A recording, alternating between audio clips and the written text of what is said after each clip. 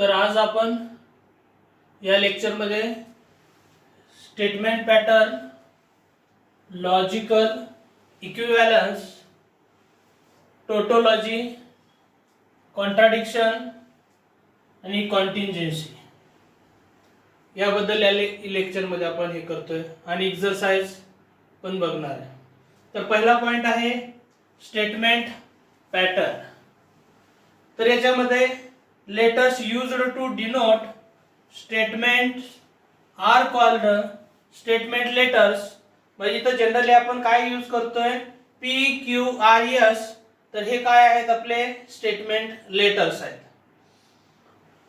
आता proper combination of statement letters and connectives. तर connectives काय आहेत आपल्याकडे, इंजेक्शन म्हणजे अँड, डिसजंक्शन, निगेशन, इम्प्लिकेशन आणि डबल इम्प्लिकेशन हे आपले कनेक्टिव्स आहेत. तर हे proper combination of statement letters and connectives is called the statement pattern. A statement pattern is also called proposition. तर आपल्याकडे जनरली स्टँडर्ड स्टेटमेंट पॅटर्न काय आहेत, P and Q, P or Q, negation of P, P implies Q, P double implies Q are the standard statement patterns where P and Q are the prime components or prime statement letters. आता truth table, a table which shows the possible truth values of a statement pattern obtained by considering all possible combinations of truth values of its prime components is called the truth table of the statement pattern. म्हणजे सगळ्या possibility prime कंपोनेंटच्या consider करून जे काय truth value येईल truth टेबलची, ती काय असेल, आपलं स्टेटमेंट पॅटर्न असेल. पुढं logical equivalence. Two statement patterns are said to be equivalent if their truth tables are identical. म्हणजे दोघांचे पण ट्रूथ टेबल आहे ते सेमच पाहिजेत. इफ स्टेटमेंट पॅटर्न समजा ए आणि बी घेतलं, आर इक्विव्हॅलंट, तर ते कसं डिनोट करतो आपण, ए इक्विव्हॅलंट टू बी. तर इक्विव्हॅलंटचं साइन 3 वेळा हॉरिझॉन्टल लाईन आहे. नेक्स्ट आहे टोटोलॉजी, कॉन्ट्राडिक्शन अँड कॉन्टिंजन्सी. तर टोटोलॉजी मध्ये काय होतं, a compound statement which is always takes the truth value t. तर म्हणजे ट्रूथ व्हॅल्यू काय असेल त्याची फक्त tच असेल, then statement pattern is called tautology.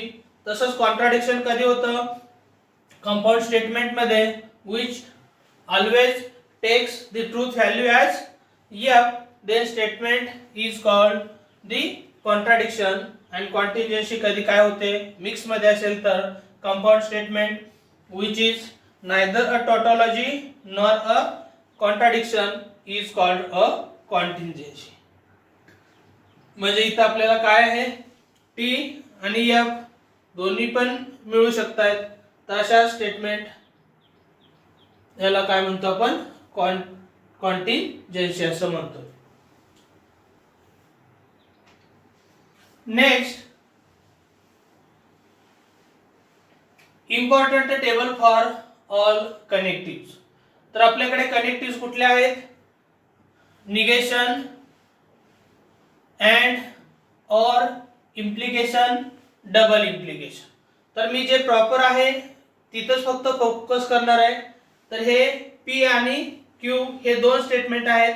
दोघांच्या पॉसिबिलिटी काय असतील, दोघं पण ट्रू असतील. पहिला ट्रू दुसरा फॉल्स असू शकतोय, पहिला फॉल्स दुसरा ट्रू असू शकतोय आणि दोन्हीही फॉल्स असू शकतात. म्हणजे जर दोन सिंपल स्टेटमेंट घेतलं तर त्याच्या एवढ्या किती पॉसिबिलिटीज होतील, 4 पॉसिबिलिटी होतील, त्याप्रमाणे बघणार आहे. तर आता निगेशन ऑफ पी मध्ये हे पी स्टेटमेंट आहे आणि त्याचं निगेशन आहे. निगेशन मध्ये टी चं काय होतं, एफ होतं, टी चं एफ होईल, एफ चं टी होईल आणि या एफ चं टी होईल. आता हे दोन आहेत सिंपल स्टेटमेंट, याला आपण अँड जर यूज केलं तर एकच लक्षात ठेवायचं, अँड मध्ये काय होतं, दोघं जर ट्रू असतील तर ट्रू होईल, अदरवाइज काय होतं, फॉल्स होतं. म्हणजे काय बघणार आहे आपण, दोघं ट्रू कुठं आहेत, इथं, त्यावेळेस इथं ट्रू, अदरवाइज काय आहे, फॉल्स आहे. आता त्याप्रमाणेच ऑर कडे बघूया. आता ऑर मध्ये काय होतं, दोघं पण फॉल्स असतील तरच फॉल्स होतं, अदरवाइज काय होतं, ट्रू होतं. तर हे दोन स्टेटमेंट सिंपल स्टेटमेंट आहेत, दोघं पण फॉल्स कुठं आहेत, इथं आहेत, तर त्याच्या रिलेटेडच इथं काय होणार आहे, फॉल्स होणार आहे. बाकीच्या सगळ्या ठिकाणी काय याचं ट्रू होणार आहे. तर हे झालं ऑर साठी. आता इम्प्लिकेशन साठी काय होतं, पहिलं स्टेटमेंट ट्रू असावं आणि दुसरं फॉल्स असेल तर फॉल्स, म्हणजे टी एफ एफ. आता इथं टी टी आहे, इथं टी एफ आहे, म्हणजे इथं टी एफ आहे, याच्याशी रिलेटेड काय होणार आहे, इथं एफ होणार आहे. बाकी सगळ्या ठिकाणी काय होणार आहे, टी होणार आहे. म्हणजे इम्प्लिकेशन मध्ये एकच लक्षात ठेवायचं आपल्याला, टी एफ असेल तर एफ, अदरवाइज टी होतंय, हे इम्प्लिकेशन मध्ये. आणि दुसरं डबल इम्प्लिकेशन मध्ये काय, सेम असेल तर टी, डिस्टिंक्ट असेल तर एफ. तर इथं पी आणि क्यू आहे, त्याला डबल इम्प्लिकेशनचा कन्सेप्ट यूज करतोय. तर इथं दोघांचं सेम आहे, तर ह्या दोघांचं सेम आहे म्हणून इथं काय होणार आहे, टी होणार आहे. हे डिस्टिंक्ट आहे, हे डिस्टिंक्ट आहे आणि हे सेम आहे, ह्या सेम साठी काय होणार आहे, याची व्हॅल्यू टी होणार आहे. म्हणजे सेम असेल तर टी, डिफरंट ही पण पुन्हा सेम आहे तर टी, आणि हे दोन्ही डिफरंट आहेत त्याच्यासाठी काय होणार आहे, एफ होणार आहे. तर हा कन्सेप्ट, एवढा टेबल जर तुम्ही व्यवस्थित मी सांगितल्याप्रमाणे, निगेशनचा काय प्रॉब्लेम एवढं काय येतच नाही. याच्यासाठी काय, both T then T, both F then F, otherwise T, T F असेल तरच एफ, अदरवाइज टी, सेम असेल तर टी, डिफरंट असेल तर एफ. हा एवढं कनेक्टिव्ह साठी तुम्हाला काय करावं लागेल, ट्रूथ टेबल फाइंड आउट करण्यासाठी या आयडिया आपल्याला लक्षात ठेवावी लागतील. तर नेक्स्ट टेक्स्टबुक सॉल्व एक्झाम्पल बघतोय आपण. त्याच्यामध्ये काय क्वेश्चन आहे, construct the truth table for the each of the following statement. आणि हे स्टेटमेंट पॅटर्न, आणि हे स्टेटमेंट पॅटर्न आहे P implies Q implies P. तर याच्यामध्ये कॉलम कसे घ्यायचे, कॉलम किती येत आहेत हे आपण ठरवायचं नाही, तर हे स्टेटमेंट पॅटर्न ठरवेल. तर याच्यामध्ये सिंपल स्टेटमेंट मध्ये सिम्बॉल किती आहेत, P आणि Q, हे दोनच सिम्बॉल आहेत इथं. याचा अर्थ पहिला कॉलम येईल P, दुसरा कॉलम येईल Q. पुन्हा याच्यामध्ये काय करणार आहे आपण,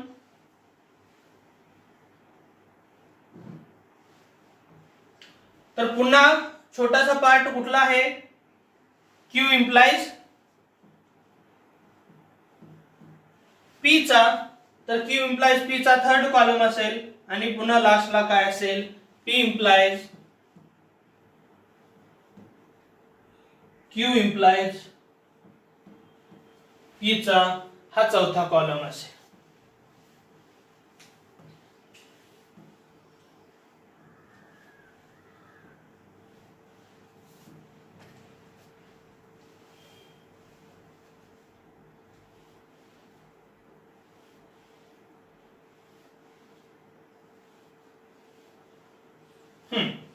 तर हे काय होऊ शकतात, याच्या पॉसिबिलिटी दोन्ही पण ट्रू असू शकतात. हे पण ट्रू, हे पण टी, पुन्हा T F, F T, F F. तर हे दोन, चार पॉसिबिलिटी असतील जर दोन स्टेटमेंट असतील. तर जर तीन स्टेटमेंट असतील, सिंपल स्टेटमेंट असतील, तर काय होईल, 2⁻³ म्हणजे 8 पॉसिबिलिटीज होतील. पण आता ते पुढच्या वेळेस जिथं येईल तिथं बघूया आपण. आता हे इम्प्लिकेशन मध्ये काय होतं, Q इम्प्लाइज, पण Q पहिल्यांदा स्टेटमेंट आहे आणि P नंतर नाही, म्हणजे अगोदर Q चा विचार केला पाहिजे. आणि इम्प्लिकेशन मध्ये काय होतं, T F F होतं, म्हणजे T T नाही, F T नाही बघणार, T F इथं काय होईल, T F ची व्हॅल्यू F, आणि बाकीच्या ठिकाणी लगेच मी काय लिहून टाकतोय, T लिहून टाकतोय. म्हणजे एकाच बघितलं व्यवस्थित Q implies P म्हणजे Q चा कॉलम अगोदर आणि नंतर ना P चा कॉलम बघतोय, त्याच्यामध्ये TF असतं, अदरवाइज T. आता काय याच्यामध्ये P पहिला आहे आणि पुन्हा Q implies P चा आहे. मग या दोन कॉलम मध्ये TF आहे का? नाही. आहे का? नाही. म्हणजे इथं TF कुठेही दिसत नाही या दोघांमध्ये. म्हणजे हे सगळं काय आहे? T all T. आणि पुढे जाऊन जर बघायचं म्हटलं तर हा कॉलम जर सगळा T आला तर याला आपण काय म्हणतो? टोटोलॉजी असं म्हणतो. ते पुढे जाऊन आपण एक्झाम्पल बघतोय. पण या टाइप मध्ये तुम्हाला काय करायचंय? सगळं हे टेबलचं कन्स्ट्रक्शन करायचं. तर याचं सोल्युशन बघूयाच आपण फास्ट मध्ये. तर हे आहे P implies Q implies P. P statement आहे, Q आहे. Q implies P म्हणजे इथं FT. तर मी TF ला टार्गेट करतोय. तर TF काय होतं जनरली? F. अदरवाइज काय असणार आहे? T असणार आहे. पुन्हा P आणि हा या कॉलम मध्ये पुन्हा इम्प्लाइज आहे इथं, त्यामुळे मी काय बघणार आहे? TF आहे का? नाही. इथं नाही. म्हणजे सगळे काय आहे? T हे आहे. आता नेक्स्ट एक्झाम्पल काय? निगेशन ऑफ P और Q, double implication of negation of P and Q. तर इथं सिंबल किती आहे टोटल बघितले तर दोन सिंबल आहेत, तेच पुन्हा इकडे तिकडे फिरलेले आहेत. तर दोन असल्यामुळे काय होईल? दोन कॉलम आणि किती केसेस येतील? 4 केसेस येतील. तर इथं आपण काय करूया? एक एक कॉलम हे करूया. पहिला हा ब्रॅकेट सॉल्व्ह करण्याचा प्रयत्न करायचं म्हटलं टेबल थ्रू, तर मला निगेशन ऑफ P पहिल्यांदा घ्यावं लागेल आणि पुन्हा काय होईल? निगेशन ऑफ P और Q घ्यावं लागेल. पुढे मी याचं सिंप्लिफिकेशन करण्यासाठी P अँड Q घ्यावं लागेल आणि त्याच्यानंतर काय करावं लागेल? Negation of P and Q आणि मग जो काय आहे तो टोटलचा पार्ट बघावा लागेल. म्हणजे याच्याकडे बघूनच आपल्याला हे जे कुठले कॉलम आणि किती कॉलम येतात हे स्टेटमेंट पॅटर्न जे आहे सिंबॉलिक मध्ये दिलेला तोच ठरवणार आहे, आपण ठरवणार नाही. तर हे निगेशन ऑफ P मध्ये काय होतं? T चं F आणि F चं T होतं. T आहे F T. पुढे काय? निगेशन ऑफ P और Q आहे, म्हणजे निगेशन ऑफ P और Q. आता या दोघांमध्ये और असेल तर काय? दोन F, दोघं पण F असतील तर F आहे का? F आहे तर इथं F लिहिलंय. F आहे का? नाही. म्हणजे हे F फक्त बघितलं तर बाकीच्या ठिकाणी काय लिहून टाकले? T लिहून टाकले. आता अँड मध्ये काय असतं? दोघं T असेल तरच T, अदरवाइज F. तर या P अँड Q मध्ये काय होईल? दोघं पण T असेल तर T. दोघं T आहेत का? नाही. तर बाकीच्या 3 ठिकाणी काय केले? F केले. आता याचा मला काय घ्यायचं आहे? निगेशन घ्यायचं आहे. म्हणजे निगेशन मध्ये काय? T चं F. आता कुठले दोन कॉलम आलेत? हा कॉलम इथं आहे आणि दुसरा आहे तो हा आहे. आता या दोघांकडे बघूनच आपल्याला काय करायचंय? डबल इम्प्लिकेशन वापरायचंय. पण डबल इम्प्लिकेशन मध्ये काय होतं? जर सेम असेल तर T, अदरवाइज F. मग बघूया या दोघांमध्ये सेम आहे का? नाही. यस. तर सेम आहे तर काय केलंय मी? T केलंय आणि बाकीच्या ठिकाणी F करून टाकलंय. तर हे अशा पद्धतीने आपल्याला याचा जो आहे तो टेबल फॉर्म मध्ये बसवायचा. हे बघा काय होईल? हे जर स्टेटमेंट दिलं असेल तर या स्टेटमेंट पॅटर्न मध्ये सिंबल किती आहेत? डिस्टिंक्ट P आणि Q म्हणून 4 केसेस येतील. पुन्हा आपल्याला स्टेप बाय स्टेप सॉल्व्ह जर करायचं असेल तर थर्ड कॉलम येईल negation of P, negation of Q, त्याच्यानंतर हा येईल, त्याच्यानंतर हा येईल आणि लास्टली काय येईल? कॉलम हा येईल. म्हणजे याच्याकडे बघून तुम्हाला कोणते कॉलम आणि कसे यायचे ते हे स्टेटमेंट पॅटर्न आहे ते ठरवणार. मग निगेशन ऑफ P पहिल्यांदा करायचं आहे. T चा F, F चा T होऊन जाईल. निगेशन ऑफ Q मध्ये इथं काय होईल? TF होईल. आता या दोघांचं अँड घेतोय. आता ह्या अँड मध्ये काय होईल?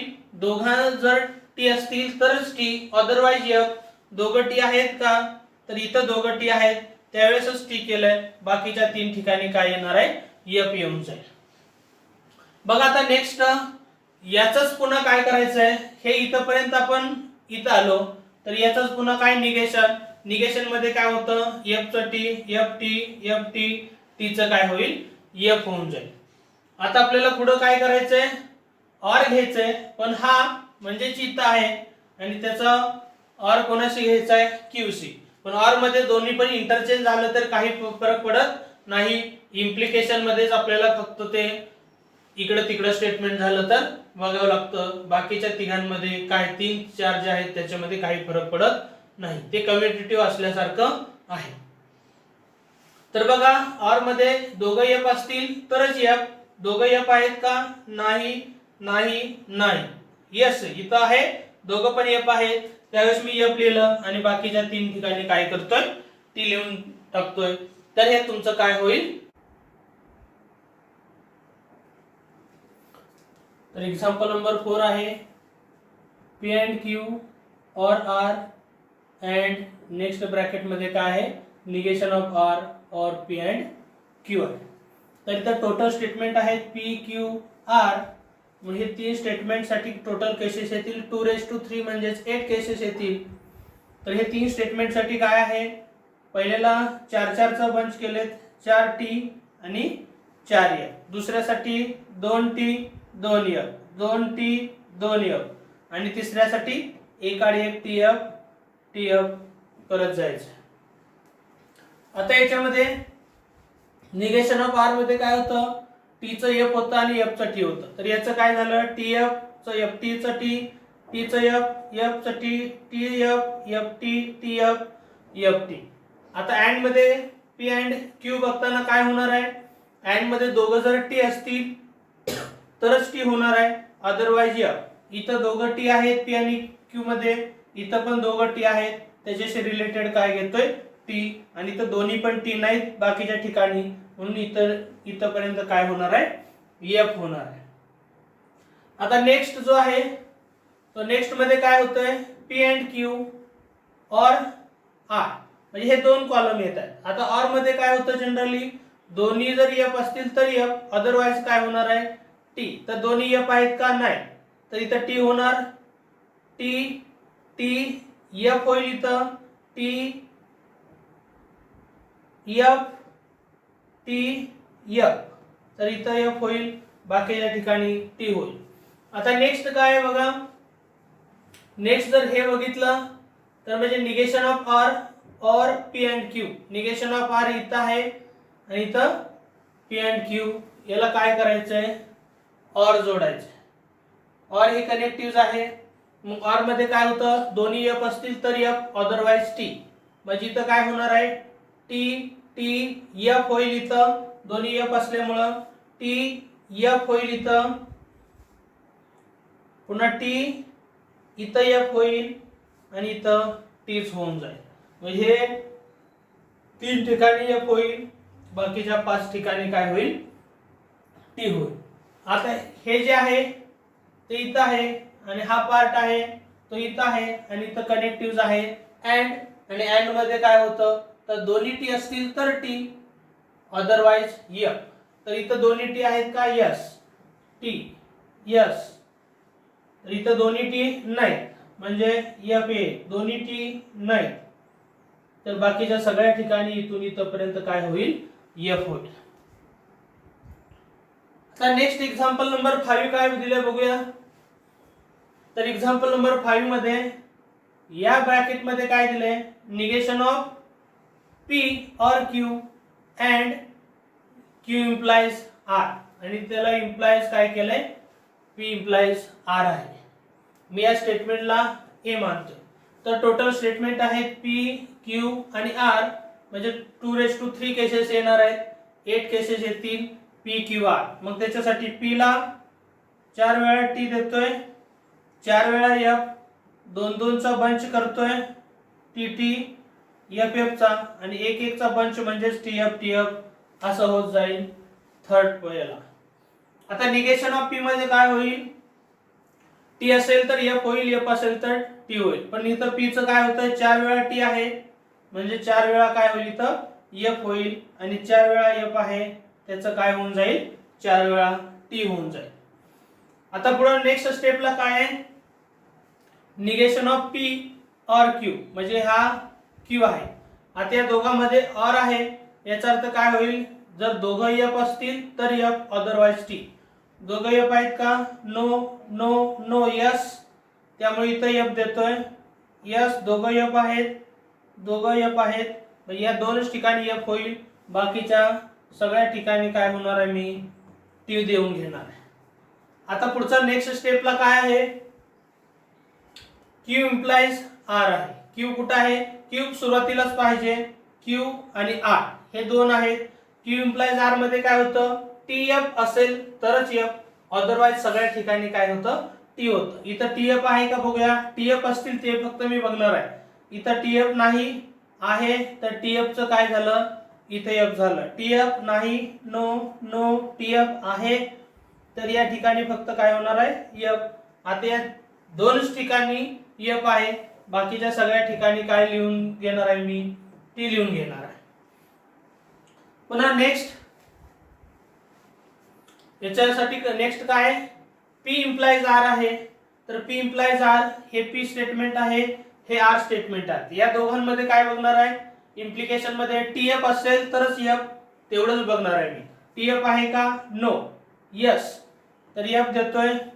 No yes, no no no no, तर या दोनच ठिकाणी एफ बसतंय आणि बाकीच्या सगळ्या ठिकाणी काय करून घेतोय, मी टी देऊन घेतोय. आता आपल्याला नेक्स्ट काय करायचंय,